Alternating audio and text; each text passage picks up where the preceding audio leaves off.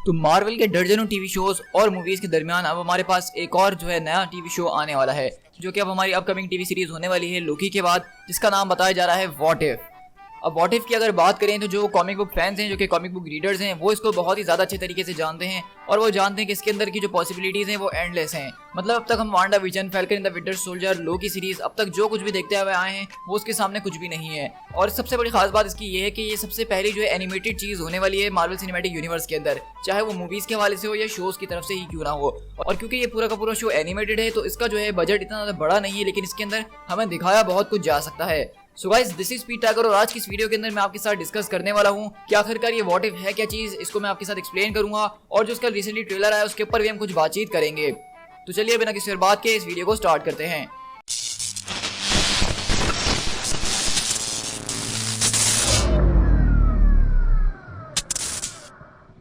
तो आज की इस वीडियो के अंदर मैं बेसिकली आपके साथ व्हाट इफ के ट्रेलर का ब्रेकडाउन नहीं करने वाला हूं, क्योंकि वो ऑलरेडी आप लोग काफी चैनल्स पे देख चुके होंगे, लेकिन मैं इसके ऊपर कुछ बात करना चाहता था तो इसीलिए मैंने इस वीडियो को बनाया है। तो सबसे पहले अगर हम व्हाट इफ कॉमिक्स की बात करें, जो कि मार्वल कॉमिक्स के अंदर चलने वाला एक टाइटल है, 1977 के अंदर डेब्यू किया गया था और इसके अब तक जो है तकरीबन 13 वॉल्यूम्स आ चुके हैं और हर वॉल्यूम के अंदर मुख्तलिफ इश्यूज मौजूद होते हैं। तो दरअसल व्हाट इफ सीरीज जो बनाई गई थी वो दरअसल इसी वजह से बनाई गई थी कि उन स्टोरीज को एक्सप्लोर किया जा सके जो कि फैंस इमेजिन करते हैं या फिर फैंस सोचते हैं कि अगर ये सिनेरियो इस तरह से ना हुआ होता और अगर इस तरह से हुआ होता तो तब जाके क्या होता। जैसा कि हम सब जानते हैं कि 2006 के अंदर एक जबरदस्त किस्म का स्पेस इवेंट होता है एनहाइलेशन का, जिसके अंदर एनहाइलस जो है वो अपने पूरे के पूरे बग्स की आर्मी को लेकर आता है और पूरे के पूरे यूनिवर्स को तकरीबन बर्बाद कर ही चुका होता है। लेकिन वो जो पूरी की पूरी वॉर थी वो कभी भी अर्थ के ऊपर नहीं पहुंच पाई थी, क्योंकि अर्थ के ऊपर पहुंचने से पहले ही गार्डियन ऑफ द गैलेक्सी, नोवा वगैरह ने उस सबका काम तमाम कर दिया था। लेकिन इसी तरह एक व्हाट इफ की स्टोरी है कि अगर क्या हुआ कि एनहाइलेशन वेव जो है वो पूरी अर्थ तक पहुंच चुकी होती तो सुपर हीरोज क्या कर रहे होते, क्योंकि उस वक्त अर्थ के ऊपर जो सिविल वॉर का इवेंट चल रहा था।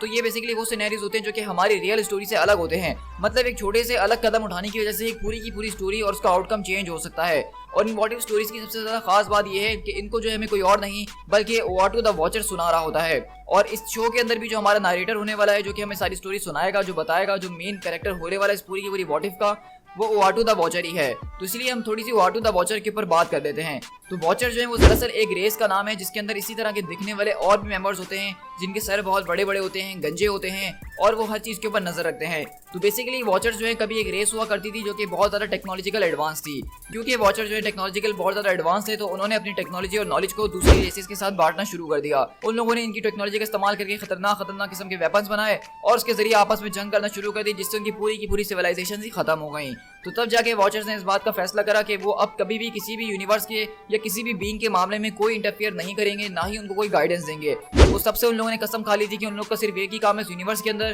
कि जो कुछ भी इस यूनिवर्स के अंदर चल रहा है उनको सिर्फ उस चीज को रिकॉर्ड करना है और उसको ऑब्जर्व करना है। और ओवाटू जो वॉचर है वो दरअसल हमारी अर्थ का वॉचर है, यानी कि जो हमारी अर्थ के ऊपर नजर रख रहा होता है और इसका होम बेस जो है वो मून के ऊपर बनाया गया है, जिसको ब्लू एरिया ऑफ मून भी कहा जाता है। तो बेसिकली सीरीज के अंदर भी हम इसी तरह से देखने वाले हैं कि किस तरह से ओवाटू द वॉचर हमारे मार्वल सिनेमैटिक यूनिवर्स के सारे इवेंट्स को अब तक देखता आया है। लेकिन व्हाट इफ अगर ये चीज इस तरह हुआ हुई होती, जिस तरह हम इसके ट्रेलर में ऑलरेडी देख चुके हैं कि जब टोनी स्टार्क के सामने आके वो मिसाइल फटने ही वाला होता है तो तभी वहां पे किल मॉन्गर आके उसको बचा लेता है। तो इस तरह वो कभी आयरन मैन बनेगा नहीं, और जब वो आयरन मैन बनेगा नहीं तो एक पूरी की पूरी मार्वल सिनेमैटिक यूनिवर्स की जो पाथ चलता हुआ आ रहा है वो चेंज हो जाएगा। क्योंकि आयरन मैन सबसे पहला हीरो था जिसको निक फ्यूरी ने एवेंजर्स इनिशिएटिव के अंदर आने की ऑफर करी थी और इस तरह दूसरे हीरो सामने आते ही रहे थे।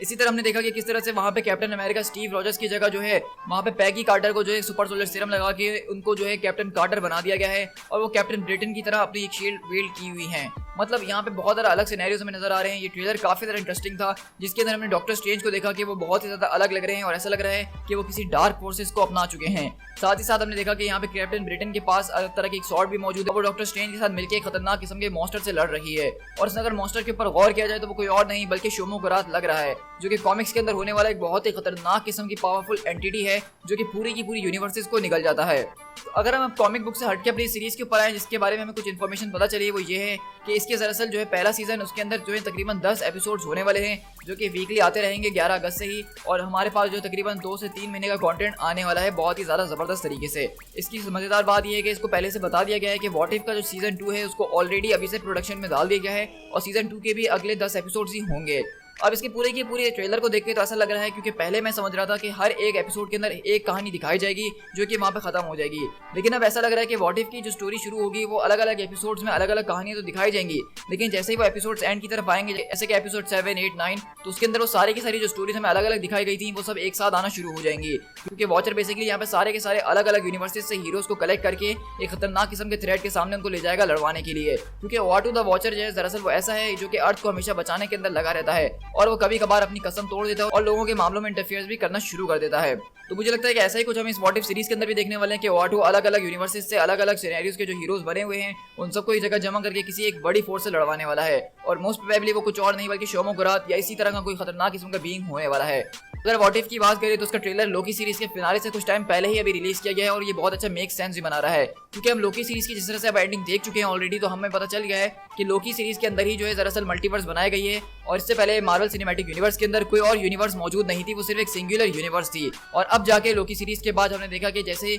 ही हू रिमेन्स को मार दिया गया तो उसके बाद उसकी ब्रांचेस बनना शुरू हो गई है और अब बेसिकली एक मल्टीवर्स बन चुकी है। तो व्हाट इफ स्टोरी का तो मतलब यही है कि वो एक दूसरे ऑल्टरनेट यूनिवर्स की कहानी है, वो हमारे मेन यूनिवर्स की नहीं है। तो इसका मतलब अगर लोकी के इवेंट वो होते ही नहीं तो कभी व्हाट इफ की सीरीज में देखने को मिलती नहीं। तो ये बात बहुत ज्यादा अंडरस्टूड हो चुकी थी कि लोकी के अंदर ही मल्टीवर्स को बनाया जाएगा। अब जैसे कि लोकी सीरीज के अंदर मल्टीवर्स ऑलरेडी बन गई है, तो इस पूरी की पूरी मल्टीवर्स को हम एक्सप्लोर करने वाले अपने व्हाट इफ टीवी सीरीज के अंदर। तो अभी के लिए मैं इतना समझता हूँ कि ये व्हाट इफ की सीरीज जो है एक बहुत ही ज़्यादा इंपॉर्टेंट रोल प्ले करने वाली है, और एक तरह से फ्यूचर मूवीज के लिए ये हमें अच्छी खासी इन्फॉर्मेशन देगी ये बात समझने के लिए कि मल्टीवर्स होती क्या चीज़ है, ये काम किस तरह से करती है और किस तरह से व्हाट द वॉचर है उसका क्या रोल है इस पूरे की पूरे सिनेमैटिक यूनिवर्स के अंदर। और मुझे ऐसा लग रहा है क्योंकि ये शो एनिमेटेड है तो इसके अंदर हम किसी कॉस्मिक एंटिटी को भी देख सकते हैं, खासकर इटर्निटी या लिविंग ट्राइब्यूनल का, क्योंकि उसका ईस्टर एग हमें जो लोकी सीरीज के अंदर भी बहुत अच्छे तरीके से मिला था। तो मुझे ऐसा लगता है कि हम लिविंग ट्राइब्यूनल, इटर्निटी जैसी कॉस्मिक एंटिटीज को इस शो के अंदर तो जरूर देखने वाले हैं। बाकी आप लोग मुझे कमेंट्स में बताइएगा कि आपको व्हाट इफ का ट्रेलर कैसा लगा है और आप इस सीरीज के लिए कितना एक्साइटेड हैं। और अगर आपको ये वीडियो पसंद आई है तो उसको लाइक करके अपने दोस्तों के साथ शेयर जरूर कीजिएगा ताकि वो भी इस वीडियो को देख सकें। और अगर आपको इस वीडियो से कोई इन्फॉर्मेशन मिली है तो चैनल को सब्सक्राइब करना बिल्कुल भी मत भूलिएगा, क्योंकि हम अपने चैनल के ऊपर इसी तरह मार्वल कॉमिक्स और मार्वल सिनेमैटिक यूनिवर्स के हवाले से बातचीत करते ही रहते हैं। So guys, this is Speed Tiger, मिलते हैं किसी और वीडियो के साथ। Till then, thank you so much.